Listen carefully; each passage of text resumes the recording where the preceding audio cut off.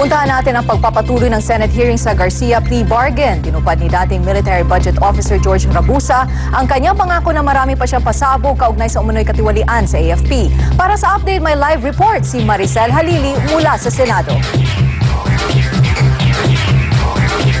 Yes, Amelie, sa pagpapatuloy nga ng Senate hearing tungkol sa umunay katiwalian sa hanay ng mga militar, ginisa ng mga senador ang dating auditor ng ISAF na si Divina Cabrera. Siya ang tinutukoy ni dating Military Budget Officer George Rabusa na umunay tumatanggap ng porsyento mula sa pondo ng mga militar. Kwento ni Rabusa, may 20 million pesos na pondong pinahawakan sa kanya nang umupo siya bilang Chief Budget Officer ng AFP. Reserba daw ito na hindi pwedeng mabawasan. Nang ma-relieve siya sa pwesto, ipinasa niya ang pangangalaga ng pondo kay Colonel Antonio Lim na siyang officer in charge noon. Ang siste, nang ipaalam ni Lim ang nasabing pondo sa controller noon na si Major General Carlos Garcia, inutusan daw nito si Lim na i-turn over sa kanya ang pondo. Tikom naman ang bibig ni Garcia tungkol dito at iginiit ang kanyang karapatan dahil nakabinbin na raw ang kaso niya sa Sandigang Bayan. Inilantad din ni Rabusa na kapag nagkukulang na ang reserbang pondo, mismong ang sweldo na para sa mga ordinaryong sundalo ang kino-convert. Bukod sa ilang general, 2% raw ng kabuoang conversion ang napupunta sa COA auditor na nakatalaga noon sa ISAF na si Divina Cabrera. Minsan pa nga raw ipinatawag ni Cabrera ang kumpare niyang si Rabusa para sunugin ang mga dokumentong nakalagay sa kanyang opisina pero hindi naman daw ito natuloy. Kinuwestiyon ng mga senador kung bakit tumagal si Cabrera ng 13 taon bilang auditor ng ISAF, gayong hanggang 3 taon lang pala ang nakalagay sa polisiya. Pati nga raw ang head ni Cabrera na si COA Commissioner Raul Flores, ilang beses ding nabigyan ng envelope na hindi bababa sa 200,000 pesos. Matigas namang itinanggi ni Cabrera ang lahat ng akusasyon. Pati ang dating congressman na si Prospero Pichay, dawit din. Sabi ni Rabusa, kada punta ni Pichay sa AFP headquarters ay binibigyan siya ng 500,000. Siya kasi ang nagdidepensa sa budget ng ahensya sa Kamara. Narito ang ilang bahagi ng pagdinig. Opo, kaya nga po gusto ko ma-refresh na yung memory niya kasi ako nga po stroke patient, hindi ko nakakalimutan eh. Our office used to be the mortuary and mahirap pong sunugin yon kasi talagang solid na simento po yon. And hindi ko po kayang pagawa yun.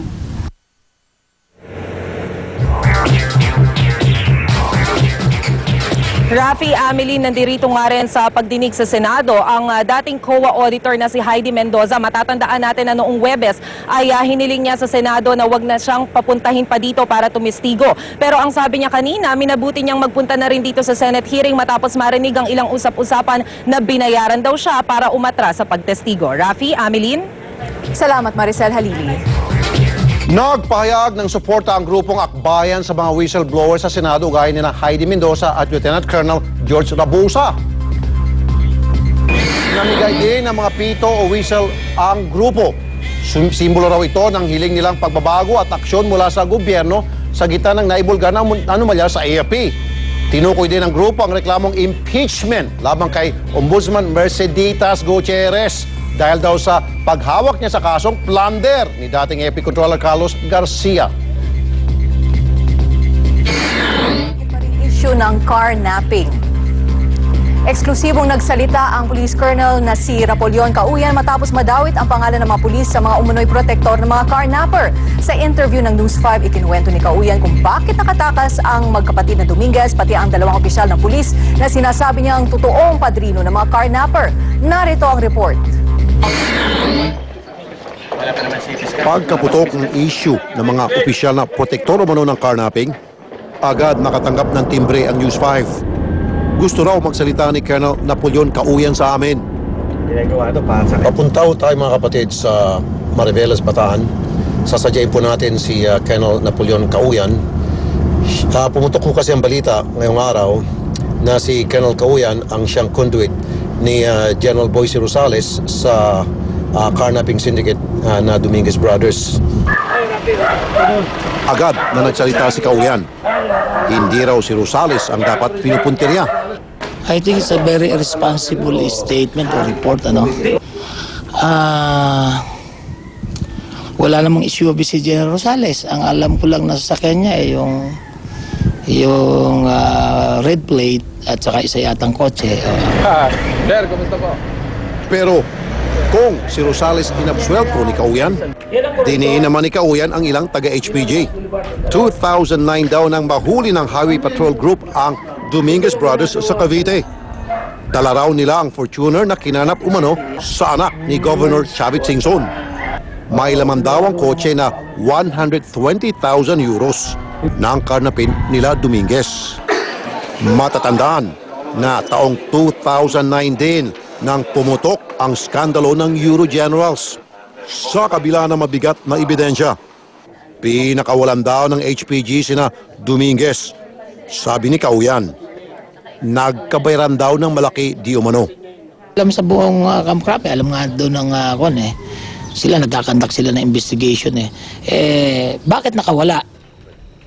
Pero ang pinakamabigat na revelasyon ni Kauyan ay ang pagdawit niya sa isang dating PNP chief at isang aktibong general ng pulis na siya raw protektor ng mga carnappers.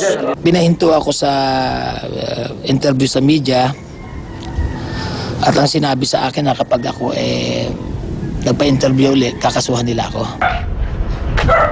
Pero mismong si Kauyan nadawit na rin sa bintang ng carnapping. Dati siyang itinurong head ng Kauyan Carnapping Syndicate at nakasuhan na. Pero nabasura na raw ang kaso. 4 na beses na siyang inambush. At ang pinakahuli ay nung taong 2009. Floating si Kauyan ngayon at nagpapagaling. Tinukoy niya. Pero nakiusap si Kauyan sa News 5 na wag na munang ibulgar ang pangalan ng mga opisyal na idinawit niya. Isa sa publiko raw niya ito sakaling tawagin sa Senado. There's no such to be a protector.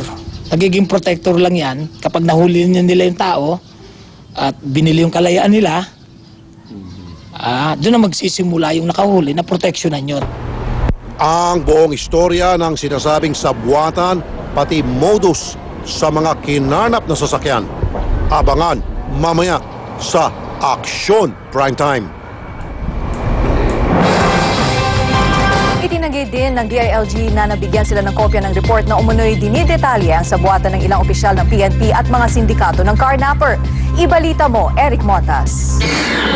Itinanggi ni DILG Secretary Jessie Robredo ang isang report na lumabas sa pahayagang Philippine Daily Inquirer tungkol sa mga umano'y opisyal ng PNP na sangkot sa carnapping. Ayon sa report na ibinigay ng isa umanong colonel ng AFP, itinuturo nito si PNP Director Roberto Rosales na siya umanong protektor ng mga carnapping group tulad ng Dominguez Carnap Syndicate. Ayon pa sa report, hawak na umano ng DILG ang intel na ito at iniimbestigahan na nito ang mga opisyal. Walang dokumento. Ang sabi ng AFP, wala Kahapon, itinanggi na ni Rosales ang paratang laban sa kanya. Aniya, demolition job lamang ito laban sa kanya o di kaya ay diversionary tactic ng mga totoong protektor ng mga sindikato.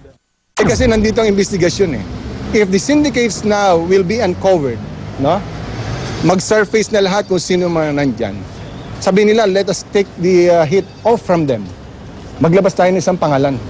Ayaw pangalanan ni Rosales kung sino ang sa tingin niya ay nasa likod ng tangkang pagpapabagsak sa kanya. Pero sinabi niyang posibleng mga kasamahan din niya ito sa PNP. Haman pa niya sa naglabas di umano ng report. Sino ang source, lumabas ka. The burden of proof now is not on my side. It's on their side. Why? Because I have a track record to prove. Eric Montas, News 5. Iniharap kanina ng QCPD ang 5 nahuling suspect sa carnapping. Kasama sa mga iniharap ng QCPD